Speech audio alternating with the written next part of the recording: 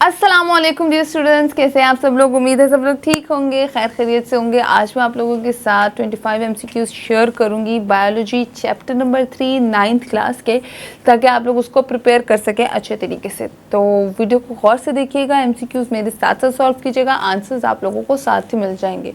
ठीक है, आंसर जो है वो थोड़े बोल्ड करके आपको नज़र आ जाएंगे, तो आप लोगों ने आंसर्स भी देखने हैं और मेरे साथ साथ इस चैप्टर की प्रिपरेशन भी करनी है, विच इज़ बायोडाइवर्सिटी का चैप्टर। ठीक है, अच्छा जी, तो स्क्रीन पे आप लोग देख सकते हैं जो MCQ नंबर 1 है वो है total kind of organisms inhabit the earth. कितनी काइंड ऑफ ऑर्गेनिजम्स हैं जो अर्थ पे इनहैबिटेड है।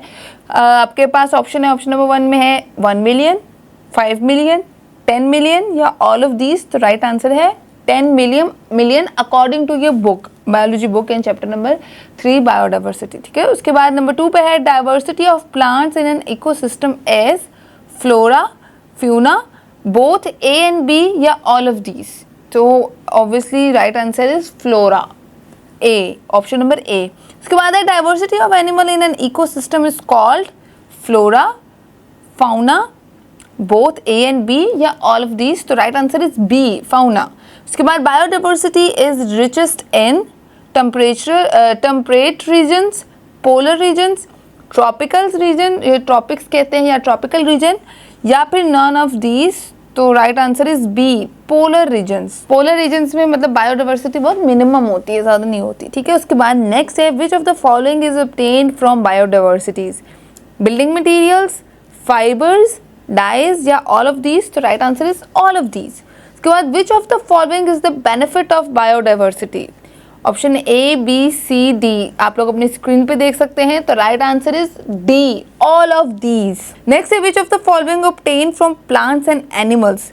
प्लांट्स और एनिमल से हम बायोडाइवर्सिटी के अकॉर्डिंग क्या क्या चीज़ें ऑब्टेन कर सकते हैं, फूड, इंडस्ट्रियल मटीरियल्स, ड्रग्स या ऑल ऑफ दीज। तो all of these is the right answer. उसके बाद है number of animal species in the world is 1.5 million, 2.5 million, 3.5 million या फिर 4.5 मिलियन। तो राइट आंसर इज 1.5 मिलियन। अच्छा जी, नेक्स्ट है the branch of biology which deals with the classification is called taxonomy, systematics, both A and B या none of these. तो right answer is taxonomy. Next उसके बाद है the branch which deal with the classification and also traces the evolutionary history of organism is called taxonomy, systematics, both A and B या फिर none of these. तो right answer is systematics.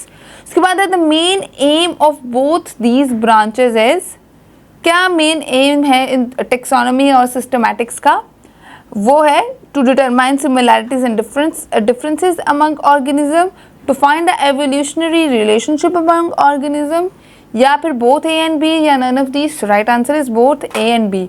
उसके बाद है number of plant species in the earth is, right answer is 0.5 million. बाकी options आप लोग देख सकते हैं।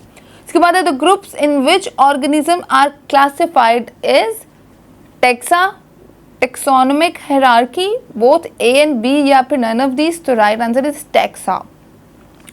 The largest taxon of classification is kingdom, phylum, class या स्पीशीज।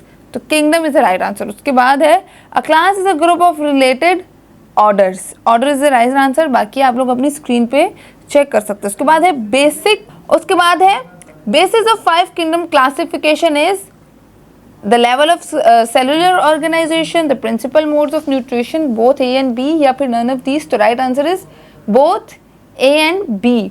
उसके बाद है cell wall is absent in animals, plants, fungi या ऑल ऑफ दीज। तो animals is the right answer.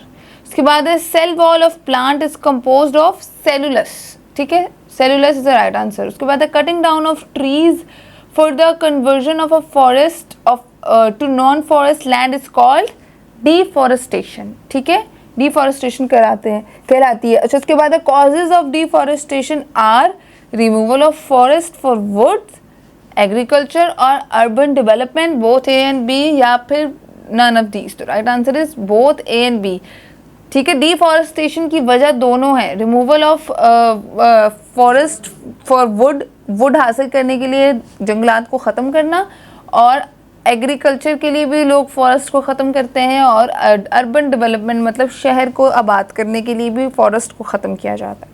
उसके बाद है benefit of forest is ABCD में से आप लोग सारी ऑप्शंस देखें, right answer is C both.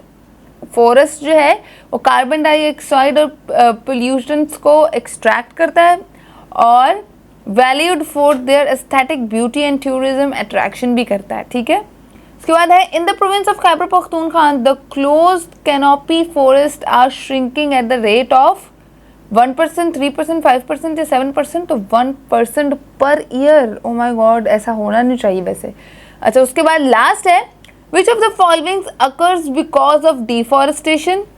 Option number A है deforestation affect the amount of water. उसके बाद ऑप्शन नंबर B है more chances of soil erosion. Option C है reverse become choked up with mud and slits, या फिर all of these. तो इसका answer है ऑल ऑफ दीज। तो ये कुछ इंपॉर्टेंट MCQs थे जो मैंने आप लोगों के साथ शेयर किए चैप्टर नंबर 3 के। आई होप ये वीडियो आप लोगों के लिए यूजफुल साबित हो। थम्स अप करना मत भूलिएगा। मुझे दें इजाज़त, अपना ख्याल रखिएगा। अल्लाह हाफ़िज़।